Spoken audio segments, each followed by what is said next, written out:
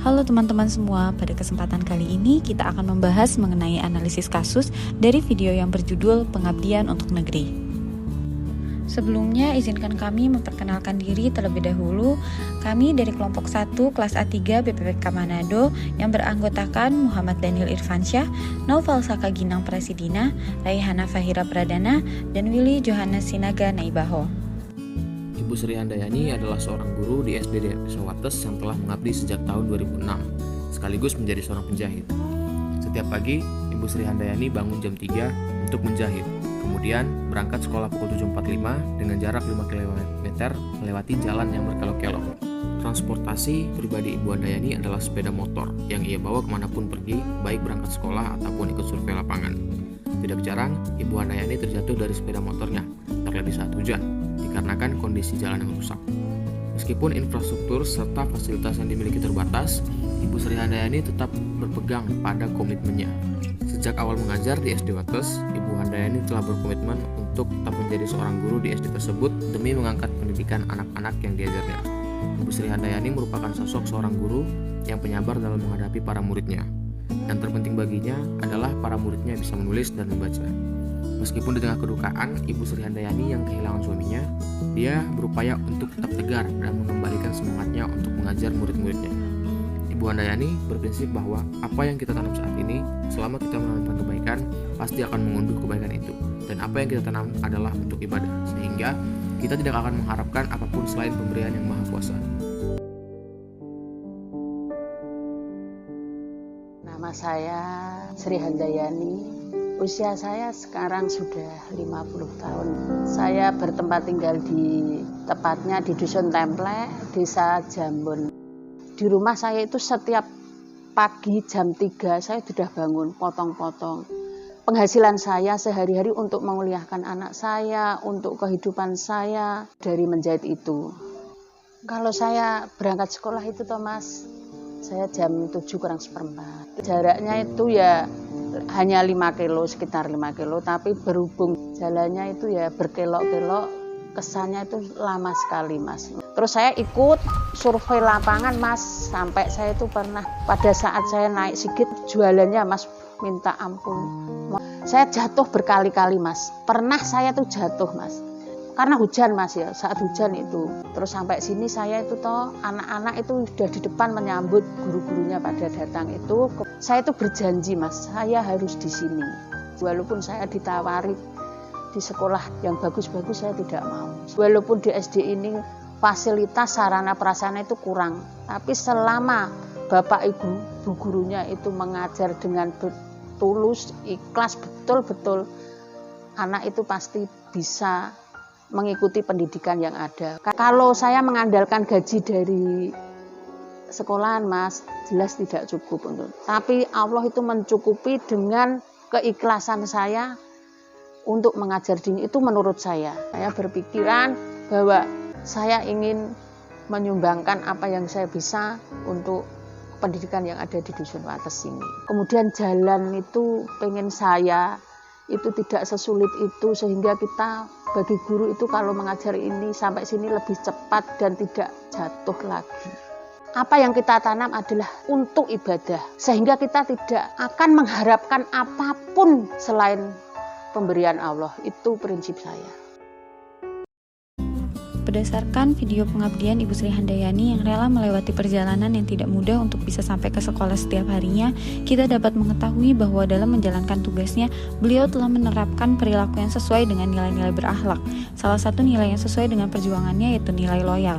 Dalam ruang lingkup core value ASN, nilai loyal dimaknai bahwa setiap ASN harus berdedikasi dan mengutamakan kepentingan bangsa dan negara. Terdapat beberapa aktualisasi nilai loyal yang dapat kita temukan dalam pribadi Ibu Han. Pertama, komitmen yang ditunjukkan dengan rasa tanggung jawab.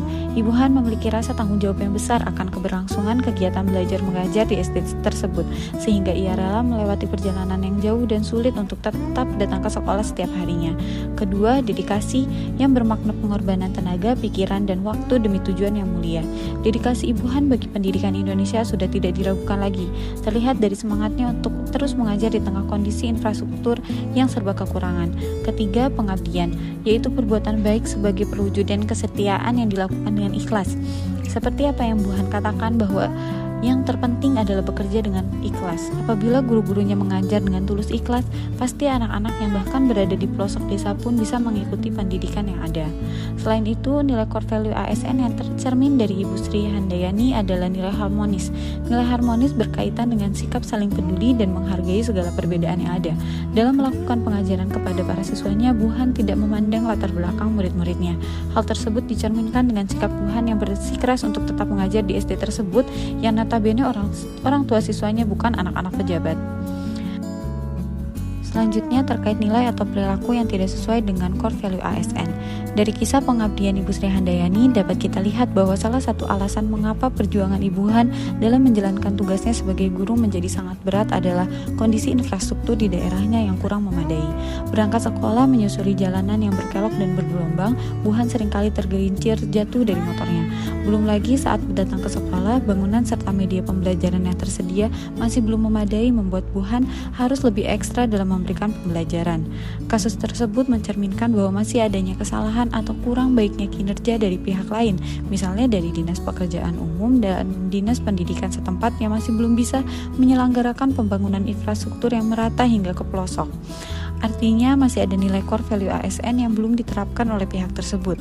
Nilai tersebut adalah nilai akuntabel dan nilai kompeten. APBD yang dimiliki oleh daerah khususnya untuk infrastruktur baik jalan maupun bangunan sekolah seharusnya benar-benar dipergunakan sesuai alokasinya. Jika masih ada infrastruktur yang belum memadai, artinya ada pihak yang tidak akuntabel, tidak bertanggung jawab menggunakan dananya tidak sesuai peruntukannya. Nilai kompeten juga menjadi kemungkinan lain yang belum diterapkan. Infrastruktur yang kurang baik menunjukkan proses pembangunannya tidak dilengkapi dengan kualitas SDM yang memadai. Apabila SDM yang mengerjakannya kompeten, seharusnya pembangunannya tidak terkendala. Dampak tidak diterapkannya nilai-nilai berakhlak dalam video tersebut.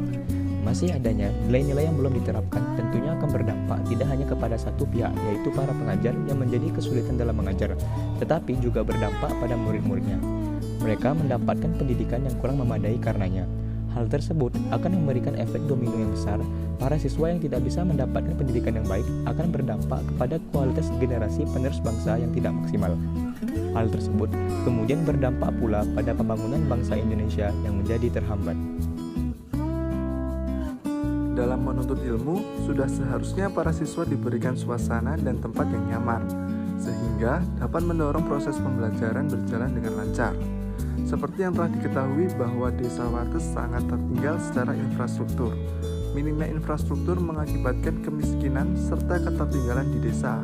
Untuk itu perlu adanya penerapan nilai kolaboratif antara berbagai pihak, yaitu seperti dari pihak pemerintah daerah setempat, baik pemerintah Kabupaten Grobogan ataupun pemerintah Provinsi Jawa Tengah. Kemudian juga perlu adanya peningkatan infrastruktur, terkhusus fasilitas yang menunjang pendidikan dan perbaikan jalan. Pemerintah daerah setempat diharapkan dapat menugaskan dinas terkait untuk melakukan perbaikan pada berbagai aspek di Desa Wates, sehingga pengajar merasakan suasana nyaman dalam mengemban tugasnya sebagai seorang guru. Begitu juga para murid dapat mendapatkan akses yang lebih mudah untuk menjangkau kegiatan pembelajaran. Demikian hasil analisa dari kelompok kami, kurang lebihnya mohon dimaafkan. Terima kasih.